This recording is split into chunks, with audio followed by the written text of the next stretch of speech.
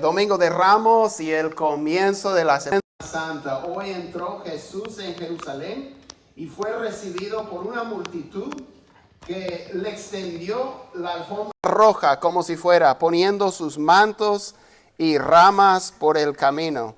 Lo describe de esta manera Mateo. Escuchen esto: la mayoría de la multitud tendió sus mantos en el camino, otros cortaban ramas de los árboles y las tendían por el camino.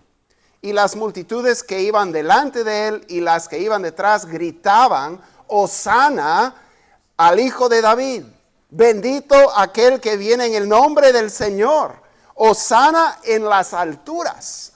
Y Marcos señala que decían: bendito el reino de nuestro Padre David que viene, Hosana en las alturas. Jesús es recibido en la ciudad de David como el Hijo de David que traerá el reino de David. ¿Quién fue este David? Parece ser una persona importante en la historia, ¿verdad?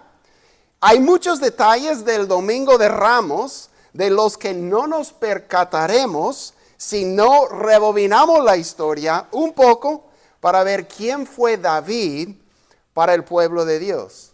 Entonces hoy vamos a ver dos eventos de la vida de David que nos permitirán conocerlo un poco más de cerca. Para esto vamos a estar en 1 de Samuel 16 y 17. Vamos a ver el carácter de David, vamos a ver luego su rol en la historia de Israel y al final vamos a ver su conexión con el Domingo de Ramos. Entonces, un poco de trasfondo para llegar a David. Acabamos de escuchar un poco de trasfondo, pero queremos presentarlo aquí visualmente, lo que hemos venido viendo desde el principio de esta serie, Historias de Fe. Durante varios meses estamos mirando historias de fe del Antiguo Testamento. En parte, hicimos esto para dar una orientación en cuanto al patrimonio cultural y religioso del pueblo de Dios. Un buen ciudadano debe saber algo de su historia, ¿verdad? La historia de su nación. Y siendo pueblo de Dios, necesitamos conocer nuestra historia. Entonces, nuestra historia obviamente comenzó con la creación, ¿verdad? Dios creó los cielos y la tierra y todo lo que en ellos hay, hizo al hombre y a la mujer. Todo era bueno sobremanera. Y Dios daba una oportunidad de que ellos pudieran demostrar continuamente su dependencia de Dios, su fe, su confianza en Dios. Puso una prueba, un árbol del que no podían comer. Y esa era una demostración de que confiaban en Dios y vivían bajo el señorío de Dios. Pero ellos decidieron ser sus propios dioses, rechazar al Dios, y hubo la caída, ¿verdad? La caída del ser humano. Y no tomó mucho tiempo para eso trajera consecuencias graves sobre la humanidad. En la primera familia, los dos hijos, Caín y Abel, tienen diferencias y Caín se levanta contra su hermano y lo mata. Dios da otra simiente a Eva, Set, y la historia continúa, pero la corrupción del ser humano sigue aumentándose hasta llegar al punto en que todo pensamiento del corazón del hombre no era más que el mal continuamente. Entonces Dios decide dar un nuevo comienzo. Él va a destruir la tierra con un diluvio, pero Él advierte a un hombre que confiaba en Él, que se llamaba Noé, a que construyera un arca para la salvación de él y de su familia en el diluvio. Y así fue. Pero hasta en la familia de Noé, bajando del arca, vemos que los rasgos del pecado todavía siguen ahí. Hay problemas y la corrupción sigue en aumento. Todas las personas de la tierra se unen para levantarse y honrarse a sí mismos en lugar de honrar a Dios. Dios confunde sus idiomas, los dispersa por todo el mundo. Entonces, hay la humanidad dispersa por el mundo. Hay uno y otro que cree y que confía en el Dios verdadero, pero no hay pueblo de Dios. Pero Dios tiene un plan. Y Dios inicia su plan de redención. Y Dios llama a un hombre de Ur de los Caldeos, un hombre que se llamaba Abraham. Y le promete una tierra, una descendencia numerosa y una bendición. De hecho, que le hará bendición a todas las demás familias de la tierra. Le dice de antemano, tus descendientes van a ser cautivos en Egipto durante 400 años. Van a estar en servidumbre ahí. Pero yo voy a juzgar esa nación y ellos van a salir con muchas posesiones. Esa es la promesa de la descendencia, pero había un pequeño problema acerca de esta descendencia.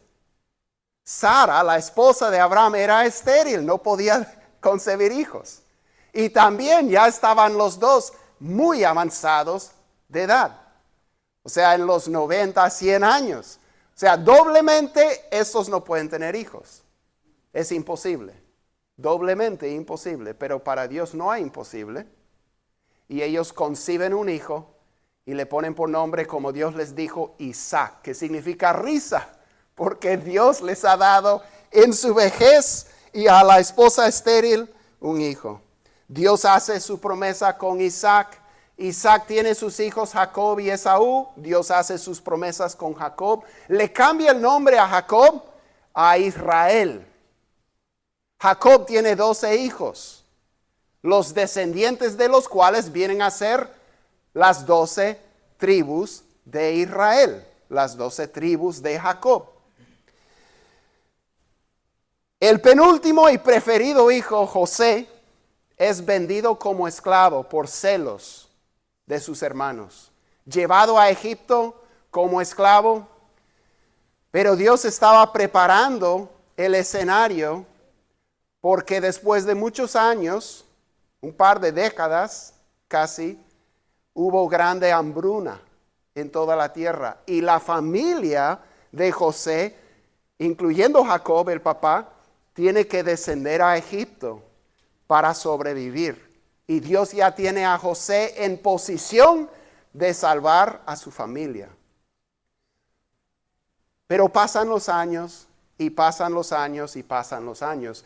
Y después de tiempo se levanta un rey en Egipto que no sabe nada de José, no sabe nada de la familia y decide esclavizar a este pueblo que ya se está volviendo numeroso. Pero Dios escucha el clamor de sus hijos y Dios levanta un libertador que se llama Moisés. Escuchamos la historia de Moisés. Dios envía las plagas, Dios da la Pascua para cuidar de su pueblo y los libera en el Éxodo. Parte el Mar Rojo y ellos salen. A través de Moisés Dios les da la ley, les da el tabernáculo, que era básicamente un templo portátil donde la presencia de Dios moraba entre su pueblo. Los sacerdotes que ofrecían sacrificios en el tabernáculo. Pero por su desobediencia y sus murmuraciones, como escuchamos hace un par de semanas, por su falta de fe, esa generación fue condenada por Dios a vagar en el desierto, hasta que sus cuerpos quedaran tendidos en el desierto. Pero sus hijos entraron y tomaron posesión de la tierra prometida.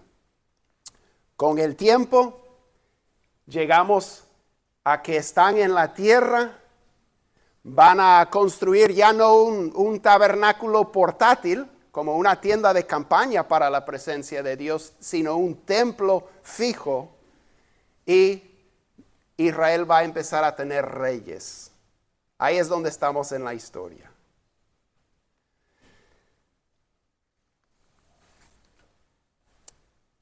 Llegamos al punto de la historia donde Israel empezará a tener reyes.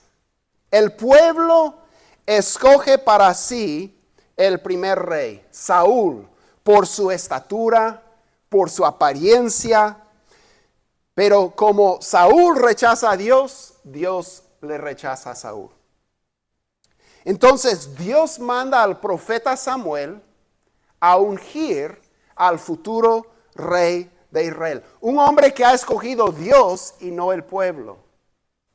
Lo manda a Belén, a la casa de un tal Isaí, que tiene varios hijos. E Isaí trae a sus 7 hijos ante el profeta Samuel y los pasa delante de él en orden, empezando con el primogénito Eliab. Escuchen lo que dice Samuel. Cuando ellos entraron, Samuel vio a Eliab y se dijo: ciertamente el ungido del Señor está delante de él.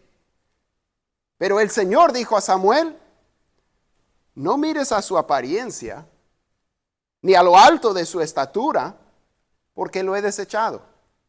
Porque Dios no ve como el hombre ve, pues el hombre mira la apariencia exterior, pero el Señor mira el corazón.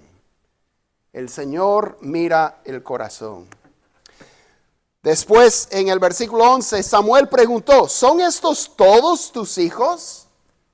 Isaí respondió: aún queda el menor, es el que está apacentando las ovejas. Samuel insistió: manda a buscarlo, pues no nos sentaremos a la mesa hasta que él venga acá. Y envió a buscarlo y lo hizo entrar. Era rubio, de ojos hermosos y bien parecido. Y el Señor dijo: levántate, úngelo, porque este es. Entonces Samuel tomó el cuerno de aceite y lo ungió en medio de sus hermanos. Y el Espíritu del Señor vino poderosamente sobre David desde aquel día en adelante. Tiempo después, los filisteos, el pueblo enemigo de Israel, reúnen sus ejércitos para hacer guerra contra Israel. Y el ejército israelita se pone en orden de batalla para enfrentarse a los filisteos. Y ocurre algo interesante en el campo de batalla. Algo que no era completamente fuera de lo común en esos tiempos. Porque a veces, en lugar de que todos los hombres de los ejércitos pelearan, a veces solo sacaran al mejor guerrero que tenían para que ellos dos peleen mano a mano, y el que ganaba, pues ganaba ese ejército, ¿verdad? Para tal vez escatimar muchas vidas y decidir la batalla. Escuchen lo que ocurre en este caso. Primero de Samuel 17, versículo 4. Entonces, de los ejércitos de los filisteos salió un campeón. Llamaban eso esas personas que salían para pelear mano a mano, o sea, UFC style, los campeones, así se llamaban. Entonces salió un campeón llamado Goliat, pero este era único, de Gat, cuya estatura era de 6 codos y 1 palmo, o sea, casi 3 metros mide este. Luego describe toda su armadura y dice en el versículo 8, Goliat se paró y gritó a las filas de Israel, 3 metros, ¿se imagina? 9 pies para ustedes que trabajan con el sistema inglés. Goliat se paró y gritó a las filas de Israel: ¿para qué han salido a ponerse en orden de batalla? ¿Acaso no soy yo filisteo y ustedes siervos de Saúl? Escojan un hombre y que venga contra mí. Si es capaz de pelear conmigo y matarme, entonces seremos sus siervos. Pero si yo lo venzo y lo mato, entonces ustedes serán nuestros siervos y nos servirán. De nuevo el filisteo dijo: hoy desafío a las filas de Israel. Denme un hombre para que luchemos mano a mano. Cuando Saúl y todo Israel oyeron estas palabras del filisteo, se acobardaron y tuvieron gran temor. O sea, no leímos su armadura, pero estaba muy bien armado este hombre que medía 3 metros. O sea, era como una ciudad fortificada en sí mismo. Era una locura. En esto el padre de David, Isaí, manda a David a llevar provisiones de grano, de panes y de quesos a sus hermanos mayores que habían ido con Saúl a la guerra. Al llegar ahí, el joven pastor de ovejas David escucha el desafío del gigante Goliat. Pero la reacción de David es diferente de la reacción de todos los demás, incluyendo el mismo rey. David pregunta a los soldados que están junto a él, ¿quién es este filisteo incircunciso para desafiar a los escuadrones del Dios viviente? Su hermano mayor, al saberlo, como buen hermano mayor, le regaña al mocoso metiche de su hermano menor que ha venido a la batalla. Pero David se aparta de su lado y el rey Saúl, al escuchar de las palabras de David, lo manda a traer. Entonces ahora tenemos a David delante del rey de Israel. En el versículo 32. Y dijo David a Saúl, no se desaliente el corazón de nadie a causa de él. Su siervo irá y peleará con este filisteo. Entonces Saúl dijo a David, tú no puedes ir contra este filisteo a pelear con él, porque tú eres un muchacho y él ha sido un guerrero desde su juventud. Pero David respondió a Saúl, su siervo apacentaba las ovejas de su padre. Y cuando un león o un oso venía y se llevaba un cordero del rebaño, yo salía tras él, lo atacaba y lo rescataba de su boca. Y cuando se levantaba contra mí, lo tomaba por la quijada, lo hería y lo mataba. Su siervo ha matado tanto al león como al oso, y este filisteo incircunciso será como uno de ellos, porque ha desafiado a los escuadrones del Dios viviente.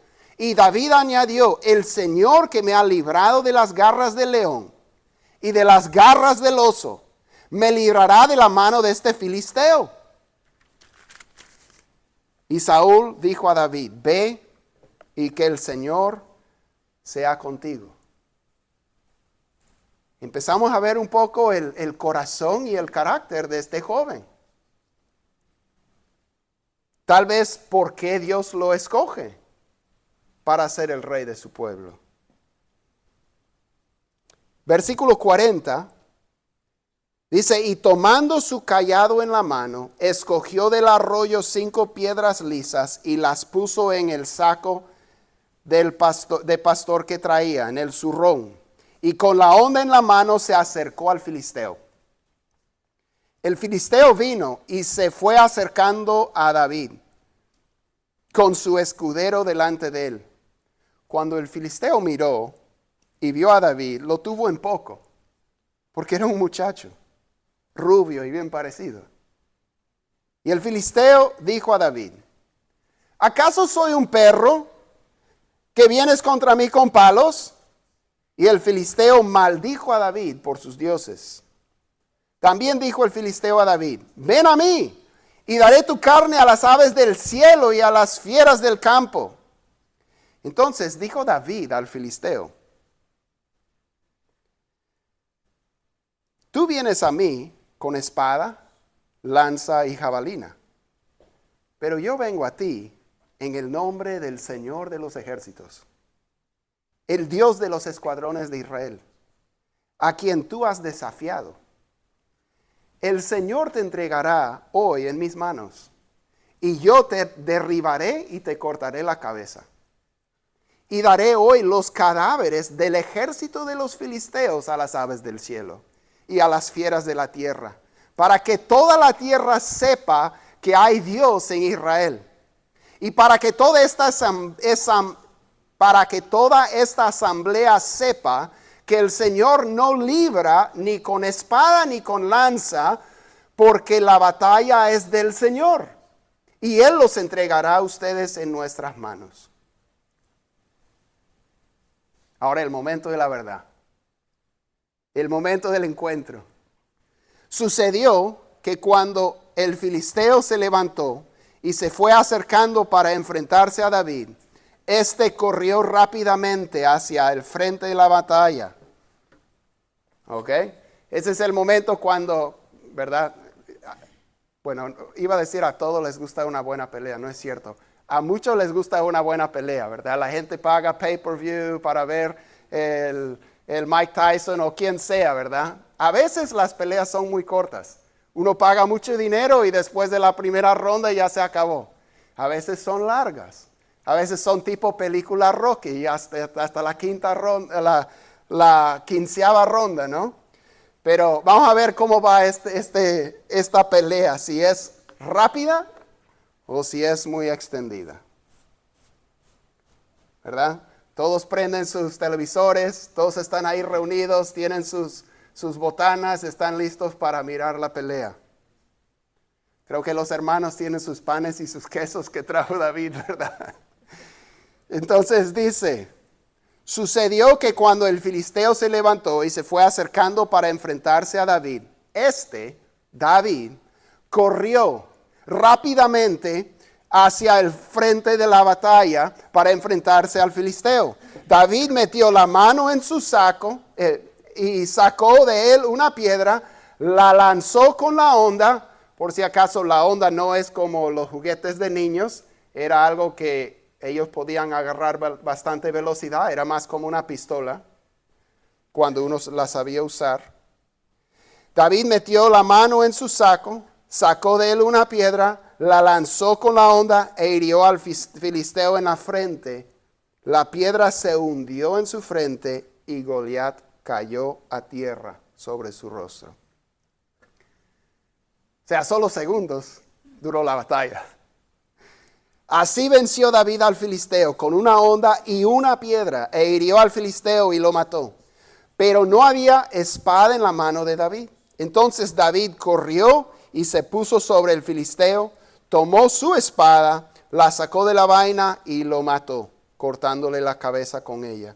Cuando los filisteos vieron que su campeón estaba muerto, huyeron. Y levantándose los hombres de Israel y de Judá, gritaron y persiguieron a los filisteos hasta el valle y hasta las puertas de Crón. Los filisteos muertos estaban tendidos a lo largo del camino a Saraim, aún hasta Gat y Ecrón. Los israelitas regresaron de perseguir a los filisteos y saquearon sus campamentos. Entonces David tomó la cabeza del filisteo y la llevó a Jerusalén, pero puso sus armas en su tienda. Gracias por su paciencia. Cuando se leen historias del Antiguo Testamento es narrativa, o sea, está contando la historia. Se leen bastantes versículos. Entonces, gracias por su paciencia, pero es hermosa la historia del pueblo de Dios. Analicemos el corazón de David. David no dijo, yo soy un gran guerrero, yo puedo vencer a ¿quién se cree? David no dijo eso. David sabe quién es él. Él reconoce quién es Goliat. En el versículo 37 dice David, el Señor, que me ha librado de las garras del león y de las garras del oso, me librará de la mano de este filisteo. Después en los versículos 45 y 46, David dijo, yo vengo a ti en el nombre del Señor de los ejércitos. El Señor te entregará hoy en mis manos. O sea, para David la batalla es del Señor. O sea, David no es el que va a vencer a Goliat. Es el Señor el que va a vencer a Goliat. David solamente está ahí como un medio que Dios va a usar porque nadie más quiere pararse. Pero su fe está en el Señor. No es David contra Goliat, es Dios contra Goliat. Y David dice, o sea, pelea fácil. Es pelea fácil.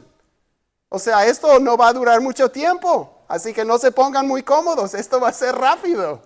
Dios contra Goliat, por favor. Goliat que está desafiando al Dios de Israel y maldiciendo al pueblo de Dios en nombre de sus dioses falsos. Esto va a ser rápido. Este es David, un hombre de fe en un gran Dios, No es un gran hombre de fe, David. David es un hombre de fe en un gran Dios. Hay mucha historia que contar sobre David.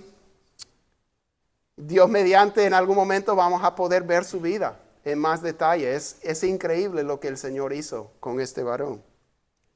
Pero basta decir que David, siendo imperfecto y cometiendo muchos errores, algunos muy grandes, nunca le abandona al Señor. Y él nunca se aparta de su fe en el Señor. Esa fe controla su vida y le convierte en un adorador de corazón. Él escribió la mayor parte de los salmos. David es un adorador de corazón y un hacedor de la palabra de Dios. Imperfecto sí, y la Biblia resalta sus imperfecciones y sus errores y sus pecados graves que él cometió a sabiendas y neciamente. Pero por su fe en el Señor, por su constancia de buscar al Señor, Dios da testimonio de David y dice: he hallado en David, hijo de Isaí, un hombre conforme a mi corazón, que hará toda mi voluntad. Ahora, ¿qué es lo que vemos en David? Primero, espero que veamos esto, y lo hemos visto en todos los que hemos venido estudiando, que la fe es la clave. La fe es la clave ante Dios, hermanos. Creer en Él y creerle a Él. Estamos hablando de una fe real, no de la boca para afuera, sino una fe que nace desde adentro y controla nuestras acciones y nuestras actitudes. Una fe que nos lleva a creerle a Dios, por muy difícil que sea, y a vivir basado en sus promesas. David tenía esa fe verdadera. Abraham también. Sara y José y Moisés y Caleb. Tú y yo tenemos esa fe verdadera. Nosotros le creemos a Dios. ¿Le creemos a Dios? Segundo, David llegó a ser el rey por excelencia del pueblo de Dios. Él llegó al trono, conquistó Jerusalén, ciudad que nadie podía vencer, estableció ahí su reinado, la llamó la ciudad de David. Él trajo al monte Sión en Jerusalén el arca del pacto y el tabernáculo que Moisés había construido. Él derrotó a los pueblos enemigos de Israel, engrandeció el reino de Israel. Fue del corazón de David que salió el deseo de construirle al Señor un templo fijo en Jerusalén. Y él, avanzado de edad, fortaleció la mano de su hijo Salomón para hacerlo. David pastoreó al pueblo de Dios con sabiduría y en el temor del Señor. Él hizo lo recto ante el Señor, no siempre. Y eso nos debe dar un poco de ánimo, que cuando Dios evalúa nuestra vida, Él está viendo a grandes rasgos, ¿verdad? Él dice: David, un hombre conforme a mi corazón, que hará toda mi voluntad. David hizo lo recto ante Dios. Los demás reyes de Israel serían comparados con David de ahí en adelante, si ellos hacían o no hacían lo correcto como lo había hecho David. Todos se comparan con David. Durante los siglos después, siglos, cientos de años pasan. En medio de la decadencia y la desolación, el cautiverio y la subyugación, el pueblo de Israel anhelaba que viniera otro rey como David, que derrotaría a sus enemigos y que establecería nuevamente el reinado de Dios en Jerusalén a través de la dinastía davídica. De hecho, los profetas profetizaban que venía uno a hacer justo eso. Es más, Dios le había dicho a David mismo que uno de sus descendientes establecería un reino que no tendría fin, liberando a Israel de todos sus enemigos y estableciéndolos en su propia tierra. Por ejemplo, Zacarías 9:9, hoy Domingo de Ramos. Zacarías escribió 500 años antes de que viniera Cristo y dijo así: regocíjate sobremanera, hija de Sión, Jerusalén. Da voces de júbilo, hija de Jerusalén. Tu rey viene a ti, justo y dotado de salvación, humilde, montado en un asno, en un pollino, hijo de asna. Tu rey viene.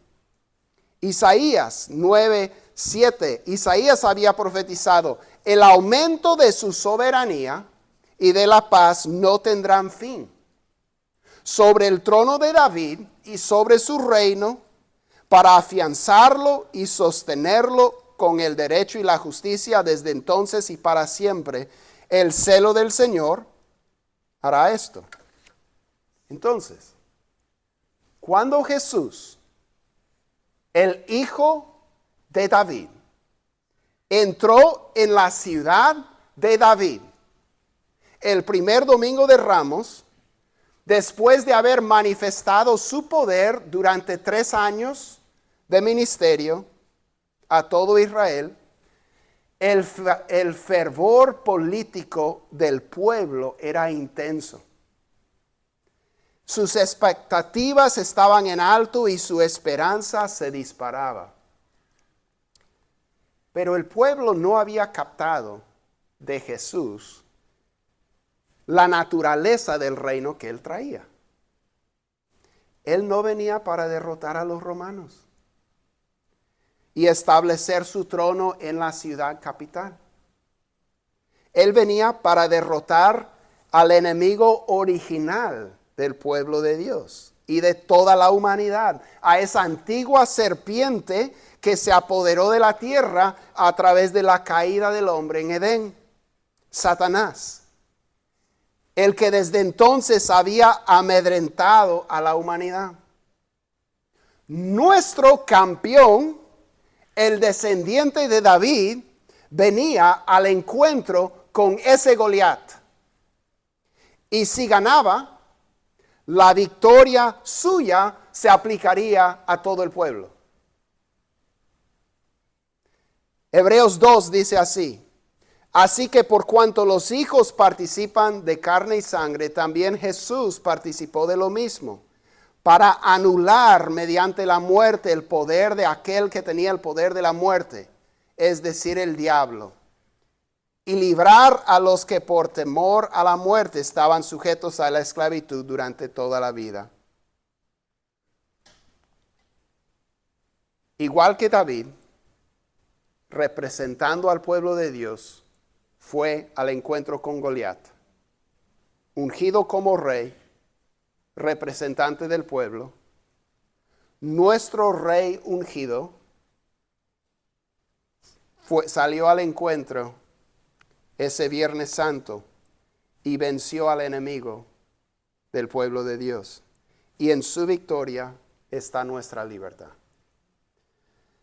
Si nosotros no captamos esto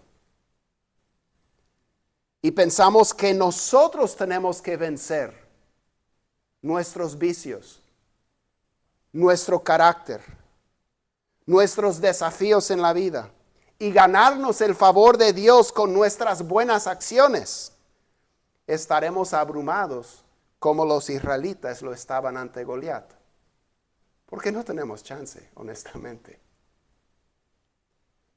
Pero si captamos lo que Jesús hizo por nosotros ese Viernes Santo, ¿a qué venía Él ese Domingo de Ramos?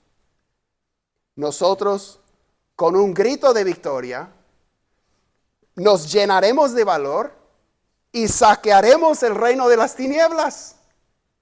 sabiendo que ya no depende de nosotros ganar la victoria, sino de Él. Y Él ya la ganó. Ya la ganó. Nosotros somos como los israelitas después de que se muere Goliat. Gritando, corriendo, saqueando. Ya tenemos la victoria. Ya la ganamos. No nosotros, sino nuestro representante, el hijo de David.